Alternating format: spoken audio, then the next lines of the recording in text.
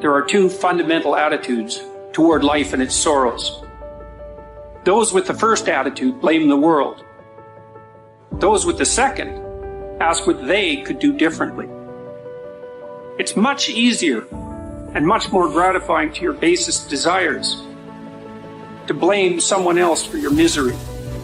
Life is full of ups and downs, disappointments, failures, obstacles, and stumbling blocks. Trust me when I tell you that you will need to be mentally tough to overcome and conquer some of the hurdles life will throw your way. It's called life. And here's what the key to it, that you have to work on yourself. I read every book I could on how to heal yourself. I listened to every speech. I talked to people. I went to lectures. I mean, everything dealing with healing, I fed my mind. Life is a fight for territory. And once you stop fighting for what you want, what you don't want will automatically take over. You are the only person that can encourage you to get back up. Look in the mirror right now and tell yourself, I will fight through this. I will make it, and I won't give up. Life, you thought you had me down. But this is the moment I change my mind. I won't let anything keep me down. When you want something new and fear pipes up and tells you can't have it, you gotta say, yes, I can. When you want to try something new and fear pipes up and tells you shouldn't do it, you gotta say, yes, I should. When you want to go somewhere new or be with someone new and fear pipes up and says you won't do it, you gotta say, yes, I will. I will never quit, because if you quit, you're done. You may still be alive walking around on this earth. You're done. I will never quit. I will persevere and I will thrive on adversity. My team expects me to be physically harder and mentally stronger than our opponents. I hold myself to that standard.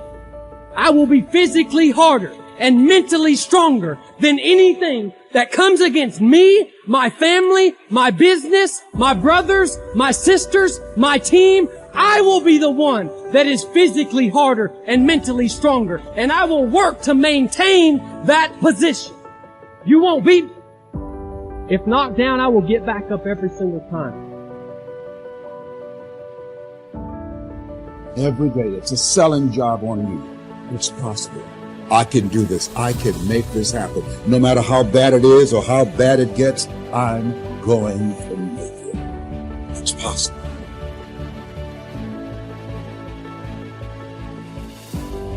Yo, we all are great. We all should think that we're great. There's no reason for you to not think that you're great. If you don't think you're great, ask yourself why. Why don't you think the highest of yourself? When you do, people have no choice but to follow suit. You have no choice but to follow suit. A lot of people that base it on their past. They base it on the life that they've experienced up until this moment. Makes you better. Yeah, it does make you better. Makes you better, makes you smarter.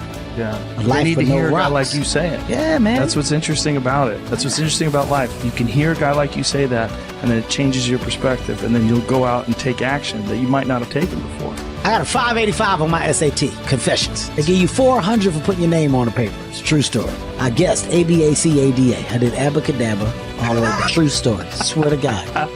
Hand on my mother's grave. ABACADA. All the way down. I didn't care because it was a class trip that same day. I wanted to go Great Adventure. I was told that not taking my SAT seriously would prohibit me from furthering myself. That's what I was told. At the moment I said, maybe I should have applied myself. Maybe I should have did different. When I saw all my friends get their test scores back and it was ecstatic. 800s, 900s, 960s. Everybody's going to college. I felt like the biggest idiot in the world. The biggest idiot in the world. Because the same people that I went and rushed to go to Great Adventure with, they had taken the SAT the week before. They already got their work done. They did everything they were supposed to do. So that moment of fun was real fun for them. I was the only dumbass that didn't prioritize and take care of my shit. So I'm the only one going to community college. Everybody else off to Villanova, Temple University, Drexel University. God damn. I just got left behind. Why didn't y'all tell me that y'all did it the week before? How come y'all ain't tell me that we was serious about the college? Y'all ain't tell me y'all was trying to go to Temple or Drexel? Oh, wait. It's because my life isn't their life. They're focused on themselves. Wow, they're doing what they're supposed to do. Hey, Jack. Go sit by yourself and figure it out, because this is where you should be. Lesson learned. Any opportunity given should be taken serious from this point. Because if not, you can find yourself feeling just like this. I gotta get down on myself at the moment. I learn from it. Now, if I gotta take a goddamn test, you best believe I'm studying for that test, because I don't want the feeling like I'm the guy that didn't prepare. Now I got a story to tell my kids about what it feels like to be the kid in class that didn't prepare, that's got the worst grade when they give all those grades back. But it's because of my experience. I don't look down on those moments. You take those moments, you make the best of them, because they're life lessons. It's that simple. You're saying it's positive, but it's really just simplicity that's real. It's real. It's real, and it's your life experience, and it's your life's lesson.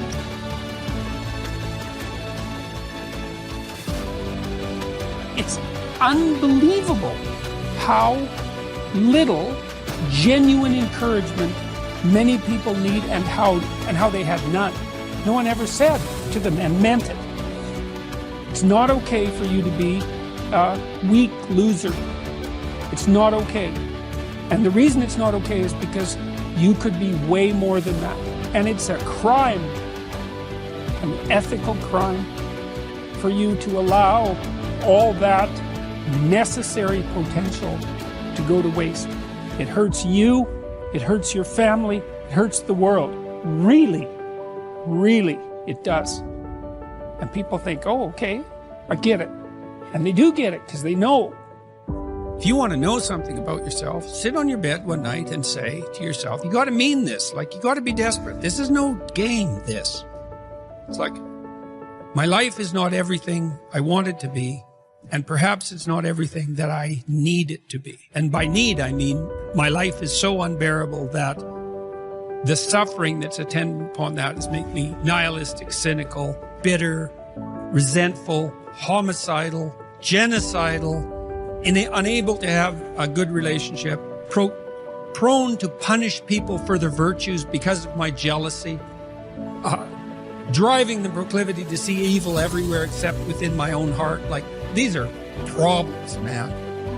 And you ask yourself, you sit on your bed and say, okay, man, I'm ready to learn something. Like, what's one thing I'm doing wrong that I know I'm doing wrong that I could fix, that I would fix? It's like, you meditate on that, you'll get an answer. And it won't be one you want, but it'll be the necessary one.